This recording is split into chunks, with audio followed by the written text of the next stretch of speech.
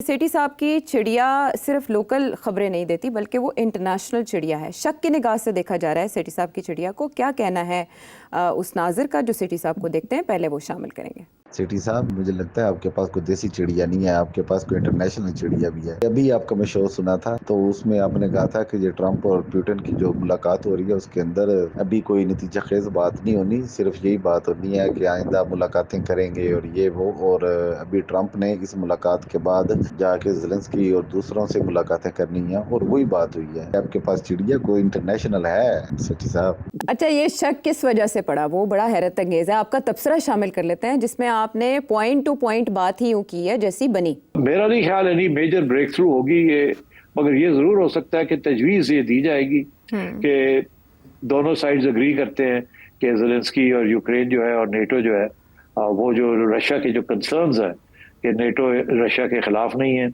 और ज़ेलेंस्की जो है वो हमारे इलाके जो है रशिया के उनको वापस मिल जाएंगे और रशिया की तरफ से ये एश्योरेंस या गारंटी मिलेगी कि हम बिल्कुल, हमारा कोई इरादा नहीं है यूरोप की तरफ बढ़ने का, हमारा कोई इरादा नहीं है कि हम यूक्रेन को हजम कर ले सारे का सारा।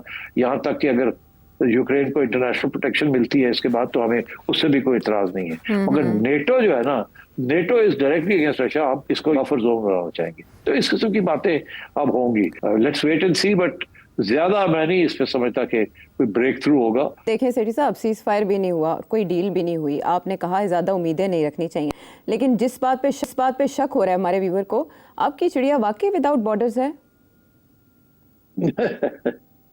वो यार एक और बंदा है, उसने ये भी पूछा है कि आप चिड़िया क्यों, आप चढ़ा क्यों नहीं रखते? हाँ, जेंडर बाइस्ड हैं आप जेंडर बाइस्ड है। उसका तो बड़ा आसान जवाब है कि मेरा ख्याल है चिड़िया ऐसी ऐसी जगह पे चली जाती है जहां चिड़ा नहीं जा सकता, क्योंकि वो चिड़िया है। बस इससे ज्यादा मैं क्या कहूँ। ये आयशा आप समझ सकती हैं इस बात को, है ना? हम हंस दिए, हम चुप रहे, मंजूर था पर्दा तेरा।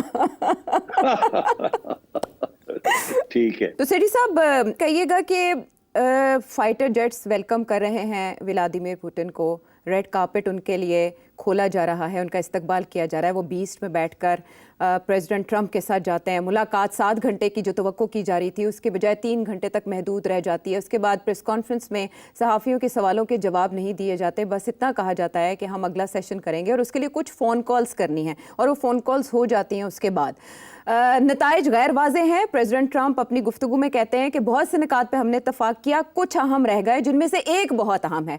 तो अब आगे बात किस तरफ जाएगी? आगे बात आहिस्ता आहिस्ता बढ़ेगी, एकदम नहीं बढ़ेगी। अभी बहुत से मसाइल हैं।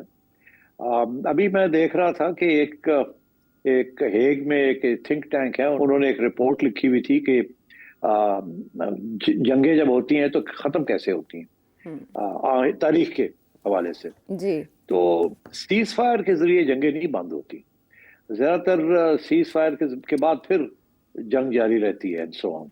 तो जब तक कोई डिटेल्ड पीस एग्रीमेंट ना हो, और पीस एग्रीमेंट्स का भी ये होता है कि कोई गारंटी नहीं होती कि पीस एग्रीमेंट्स तोड़ी नहीं जाएंगी एक साइड से या दूसरी साइड से, और फिर जंग फिर शुरू हो जाएगी। तो ये जंग शुरू करना बहुत आसान होता है, उसको खत्म करना बहुत मुश्किल होता है, क्योंकि जब चलाने वाली बात है वो तो एक पार्टी फैसला करे तो दूसरी को फिर डिफेंस करनी पड़ती है। तो जब खत्म करनी होती है तो फिर दोनों को बैठ के बहुत कुछ लेना देना पड़ता है। तो इसलिए बड़ा मुश्किल हो जाता है जंग को खत्म करना। मगर अगर एक साइड जीत रही हो तो फिर वो साइड जो जीत रही है, जंग जब खत्म भी होगी तो उनकी टर्म्स पे खत्म होती है, जो हार रहा है उसकी टर्म्स पे खत्म नहीं होती।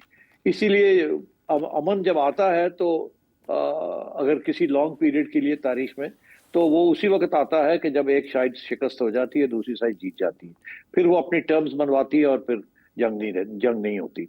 तो यहाँ तो सूरत हाल बड़ी कॉम्प्लिकेटेड है, क्योंकि यूक्रेन एक ज़माने में सोवियत यूनियन का हिस्सा था, इसीलिए वहाँ बहुत से इलाके ऐसे हैं जहाँ रशियन बोली जाती है एंड सो ऑन।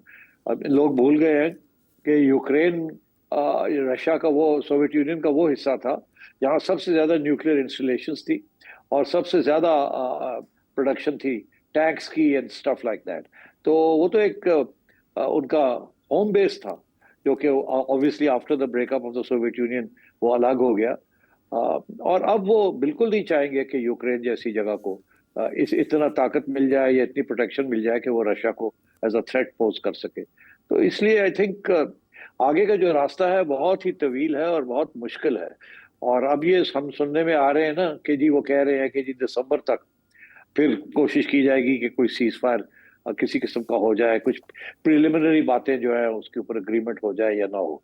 मगर बड़ी इंटरेस्टिंग बात ये है कि आपने देखा कि मुझे जो चीज नजर आई, एक तो बॉडी लैंग्वेज दोनों की, आ, ऐसे लगता था ट्रम्प बहुत कीन है, बहुत एंक्शस है, और प्यूटिन बड़ा रिलैक्स था।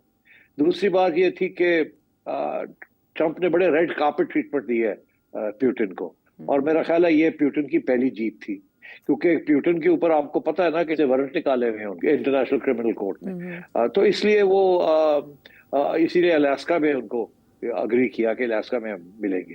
तो आई थिंक अब वो कह गया है कि अगली मीटिंग रशिया में होगी, मॉस्को में होगी। ये देखे, हालांकि ट्रम्प ने उसके ऊपर हाँ नहीं की, मगर उसने अनाउंस कर दिया कि अगली मीटिंग होगी और वो हम चाहेंगे कि मॉस्को आए डोनाल्ड ट्रम्प। तो ये बहुत एक कॉन्फिडेंट किस्म का स्टेटमेंट है ये। और तीसरी बात ये कि जो जो बात समझ आई है आयशा, वो ये कि जब प्यूटिन आया है तो अपनी तैयारी करके आया है। प्यूटिन कोई कागज नहीं है उसके हाथ में, कोई उसके हाथ में ब्रीफ नहीं है, उसको सारी बातों का पता है। उसने आने से पहले कोई बयानबाजी नहीं की, अपना हाथ ही नहीं दिखाया। डोनाल्ड ट्रंप लगा हुआ है, एक हाथ दिखाता है, दूसरा हाथ दिखाता है, कभी ये करता है, कभी करता है, कभी वो करता है। तो डोनाल्ड ट्रंप की जो गेम थी वो तो हम जैसे लोग भी समझ रहे थे कि डोनाल्ड ट्रंप चाहेगा क्या और करेगा क्या। मगर प्यूटिन जो है उसकी तरफ से इतना भी इशारा नहीं था कि उसके जहन में क्या है क्या नहीं। और वो एक ब्रॉड बेस्ड उनके फॉरेन मिनिस्टर ने बात की थी कि रूट कॉज, और वो रूट कॉज के ऊपर जो है वो ही लेके आया वो। और जो खबरें जो मिली है वो यही है कि पहले आते साथ जब वो टेबल पे बैठे हैं तो ये शुरू हो गया प्यूटिन। वो पूरी जो ब्रीफ थी उसकी जहन में, उसने वो पूरी पॉइंट वाइज अपनी ब्रीफ दे दी। उसके बाद तो डोनाल्ड ट्रंप के पास कुछ रहा ही नहीं बात करने को, जिसके अंदर उसने सीज फायर बिल्कुल खत्म कर दिया। उसने 3-4 मोटी बातें की हैं जिसके बाद डोनाल्ड ट्रंप के पास कुछ कहने को नहीं था। पहली बात यह कि जो रूट कॉज है उसकी तरफ जाया जाए। रूट कॉज तो यही है ना कि नेटो वहां तक पहुंच रहा है और वो is a direct threat to Russia, वो तो एक्सेप्टेबल ही नहीं है, जिसकी वजह से ये जंग हुई है सारी। कि यूरोप और अमेरिका धकेल रहे थे यूक्रेन को कि आप नेटो का हिस्सा बनेंगे और ये होगा और वो होगा। उन्होंने कहा जी ये नहीं होगा, ये हमारे बॉर्डर पे नेटो नहीं आएगा, पहली बात। दूसरी बात उसने ये कही कि कोई सीज फायर नहीं, एक लॉन्ग टर्म पीस एग्रीमेंट हम करेंगे जिसके अंदर और कुछ चीज नहीं। तीसरी बात उसने कहा कि ये अच्छी बात है, डोनाल्ड ट्रंप ने पहले ही बात कर दी है, स्वैप का मतलब ये है कि जमीन हमें देंगे और इन रिटर्न कोई पीस होगी। मगर उसने कहा वो काफी नहीं है, स्वैप जो होगा ये सारे इलाके जो है ये तो है ही हमारे पुराने, ये तो हम लेंगे ही लेंगे।